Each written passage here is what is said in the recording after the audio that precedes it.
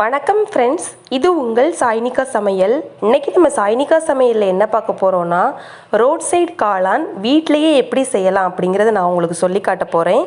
இந்த வீடியோவை பார்க்குறதுக்கு முன்னாடி நீங்கள் இன்னும் நம்மளோட சேனலை சப்ஸ்கிரைப் பண்ணலை அப்படின்னா மறக்காமல் சப்ஸ்கிரைப் பண்ணி வச்சுக்கோங்க. வாங்க ஃப்ரெண்ட்ஸ், இந்த காளான் ரெசிபி எப்படி செய்யலாம் அப்படிங்கிறத வீடியோக்குள்ள போய் தெரிஞ்சுக்கலாம். இப்போது இந்த காளான் செய்கிறதுக்காக நான் இன்றைக்கி 300 கிராம் முட்டைக்கோஸை இந்த மாதிரி குட்டி குட்டியாக நறுக்கி வச்சுருக்கேங்க. இதை நம்ம ஒரு மிக்சிங் பவுலுக்கு மாற்றிடலாம். இப்போது 1 கப் அளவுக்கு மைதா மாவு சேர்த்துக்கலாங்க. அதே கப்லையே 1/2 கப் அளவுக்கு கார்ன்ஃப்ளவர் சேர்த்துக்கலாம். இப்போது காரத்துக்காக தனி மிளகாய் தூள் சேர்த்துக்கலாங்க. நான் இன்றைக்கி 2 ஸ்பூன் அளவுக்கு தனி மிளகாய் தூள் சேர்த்துருக்கேன். கூடவே 1 ஸ்பூன் அளவுக்கு கரம் மசாலா தூள் சேர்த்துக்கலாங்க. 1 ஸ்பூன் அளவுக்கு இஞ்சி பூண்டு பேஸ்ட்டு சேர்த்துக்கலாம். தேவைக்கேற்ப உப்பு சேர்த்துக்கலாங்க. இது எல்லாத்தையும் சேர்த்து நம்ம நல்லா ஃபஸ்ட்டு கலந்து விட்டுறலாங்க. ஃபஸ்ட்டு தண்ணி எதுவும் ஊற்ற வேண்டாங்க. இந்த மாதிரி கைகளால் நல்லா அழுத்தி கலந்துக்கலாம். அப்போ தான் அந்த மசாலா எல்லாம் எல்லா இடத்துலையும் நல்லா படுங்க. அதுக்கப்புறமா கொஞ்சம் கொஞ்சமாக தண்ணி சேர்த்து நம்ம நல்லா பிசைஞ்சு எடுத்துக்கலாங்க. இந்த மாவு பார்த்திங்கன்னா நம்ம வடைக்கு மாவு போடுற பக்குவத்தில் இருக்கணுங்க. அந்த அளவுக்கு கொஞ்சம் கொஞ்சமாக தண்ணி ஊற்றி நல்லா அழுத்தி பிசைஞ்சு எடுத்துக்கலாம். பாருங்கள், நல்லா பிசைஞ்சுக்கலாங்க கையை வச்சு. பாருங்கள், இந்த மாதிரி பக்குவத்தில் இருக்கணுங்க. அப்போ தான் நம்ம இந்த மாதிரி கிள்ளி போடுறதுக்கு கரெக்டாக இருக்கும். இப்போது அடுப்பில் ஒரு கடாய் வச்சு அதில் கொஞ்சமாக ஆயில் ஊற்றிருக்கிறேன். ஆயில் நல்லா ஹீட் ஆயிருச்சு. இப்போது நம்ம பிசைஞ்சு வச்சுருக்கிற மாவை இந்த மாதிரி குட்டி குட்டியாக கிள்ளி போட்டுக்கலாங்க. இது சும்மா சாப்பிட்றதுக்கும் ரொம்ப டேஸ்ட்டாக இருக்குங்க. நம்ம இன்றைக்கி காளான் மாதிரி செஞ்சு சாப்பிட போகிறோம். சலசலப்பு அடங்கிருச்சுங்க. இப்போ நம்ம மாற்றி போட்டுடலாம். 2 பக்கமும் நல்லா கோல்டன் ப்ரௌனில் வெந்து வரணுங்க.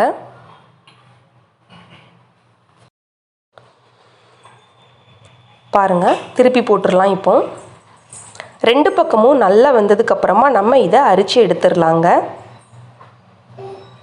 2 பக்கமும் நல்லா செவந்துருச்சு. இதை இப்போ நம்ம அரிச்சு எடுத்துடலாம்.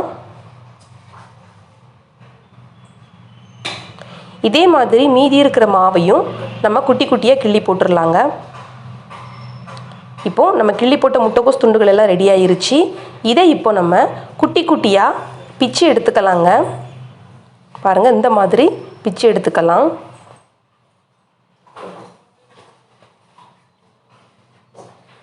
அப்போதான் உள்ளே எல்லாம் இந்த கிரேவி இறங்கி டேஸ்ட் நல்லாயிருக்கும்.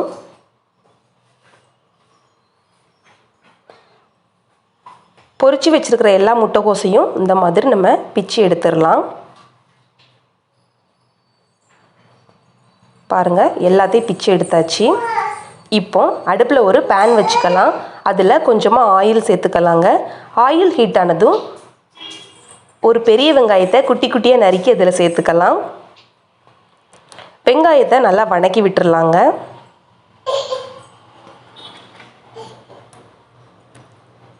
பாருங்கள், வெங்காயத்தை நல்லா வதக்கி விட்டாச்சு. இப்போ இதில் நம்ம ஒரு இஞ்சி பூண்டு பேஸ்ட் சேர்த்துக்கலாங்க. 2 ஸ்பூன் அளவுக்கு இஞ்சி பூண்டு விழுது சேர்த்துருக்குறேன். இஞ்சி பூண்டோட பச்சை வாசனை போகிற வரைக்கும் நம்ம நல்லா வதக்கி விட்டுறலாம்.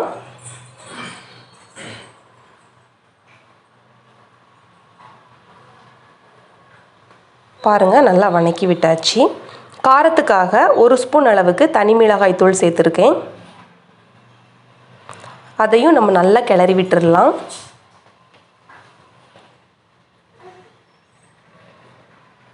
பாருங்கள், நல்லா கிளறி விட்டாச்சு. இப்போ 1/2 ஸ்பூன் அளவுக்கு டொமேட்டோ சாஸ் சேர்த்துருக்கேங்க. நீங்கள் விருப்பப்பட்டால் தக்காளி அரைச்சி கூட சேர்த்துக்கலாம். ஆனால் அந்த மாதிரி சாஸ் சேர்த்தா தான் ரோட் சைடு காளான் டேஸ்ட் வருங்க. சேர்த்து நல்லா கலந்து விட்டுறலாம். 1/2 ஸ்பூன் அளவுக்கு சோயா சாஸ் சேர்த்துருக்கேங்க. அதையும் சேர்த்து நல்லா கலந்து விட்டுறலாம்.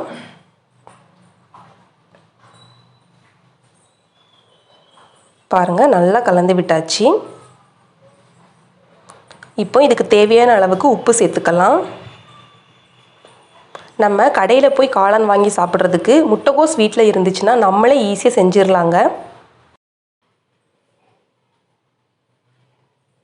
இப்போது நம்ம குட்டி குட்டியாக பிச்சு வச்சுருக்கிற முட்டைகோஸ் துண்டுகளை இதில் சேர்த்துடலாம்.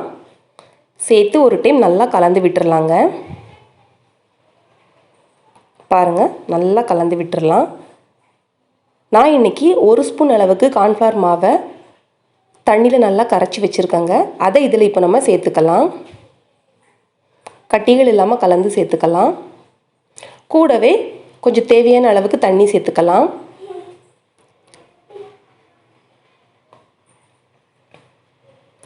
தண்ணி சேர்த்து நல்லா கலந்து விட்டுறலாங்க. இது நல்லா கொதிக்கணும். பாருங்கள், நல்லா கலந்து விட்டுறலாம்.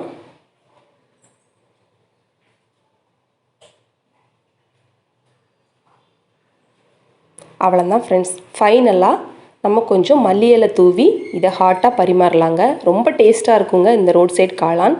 கண்டிப்பாக நீங்களும் வீட்டில் ஒரு டைம் ட்ரை பண்ணி பாருங்கள். முட்டைகோஸ் மட்டும் போதுங்க, நம்ம ஈஸியான காளான் ரெசிபி செஞ்சிடலாம். நாங்கள் இப்போ இந்த ரோட் சைட் காளானை டேஸ்ட் பார்க்க போகிறோம். நீங்களும் இதே மாதிரி செஞ்சு பார்த்துட்டு எப்படி இருந்துச்சு அப்படின்னு கமெண்ட்ஸ் பாக்ஸில் கமெண்ட்ஸ் பண்ணுங்கள். மறக்காமல் நம்மளோட சாய்னிகா சமையலை சப்ஸ்கிரைப் பண்ணுங்கள். உங்களுக்கு இந்த வீடியோ பிடிச்சிருந்துச்சு அப்படின்னா லைக் பண்ணுங்கள், ஷேர் பண்ணுங்கள். தேங்க்ஸ் ஃபார் வாட்சிங்.